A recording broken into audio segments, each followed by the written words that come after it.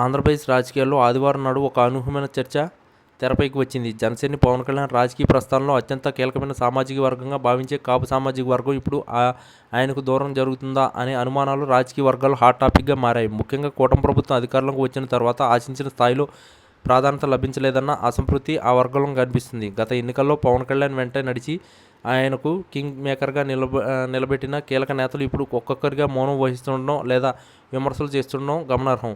పవన్ కళ్యాణ్ తన సిద్ధాంతాల కంటే తన కూడా రాజకీయ ప్రయోజనాలకి ఎక్కువ ప్రాధాన్యత ఇస్తున్నారని మరికొందరు బహిరంగంగానే వ్యాఖ్యానిస్తున్నారు. ఉప ముఖ్యమంత్రిగా ఆయన బాధ్యతలు చేపట్టినప్పటికీ క్షేత్రస్థాయిలో కాపు సామాజిక వర్గం ఎదుర్కొంటున్న సమస్యలకు పరిష్కారం చూపడంలో విఫలమయ్యారనే వాదన వినిపిస్తుంది. ముఖ్యంగా రిజర్వేషన్ల అంశంపై గతంలో చేసిన పొరపాట్లను పక్కన పెట్టేసి కేవలం కూటమి ధర్మాన్ని కాపాడడమే పనిగా పెట్టుకున్నారనే విమర్శలు ఇప్పుడు ఆయన పీఠాన్ని కదిలిస్తున్నాయి.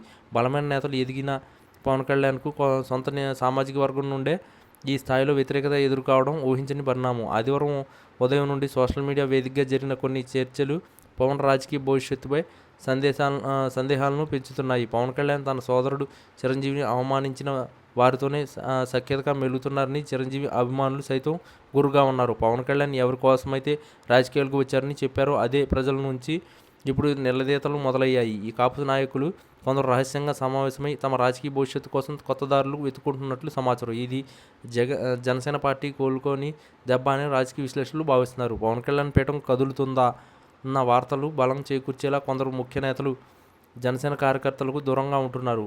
తమకు దక్కాల్సిన గౌరవం కూడా దక్కడం లేదని అసహనంతో ఉన్న ఈ నేతలు సరైన సమయం కోసం వేచి చూస్తున్నట్లు తెలుస్తుంది. ఒక్కరిగా తిరగబడుతున్న కాపు సామాజిక వర్గ నేతలు భవిష్యత్తులో పవన్ కళ్యాణ్కు అండగా ఉంటారా లేదా అన్నది ఇప్పుడు మిలియన్ డాలర్ ప్రశ్న. ఈ పరిణామాలు గమనిస్తుంటే రాబోయే రోజుల్లో ఆంధ్రప్రదేశ్ రాజకీయాల్లో మరిన్ని పెను మార్పులు సంభవించేలా కనిపిస్తున్నాయి. పవన్ కళ్యాణ్ ఈ అసమ్మతిని ఎలా చల్లారుస్తారు, మళ్ళీ తన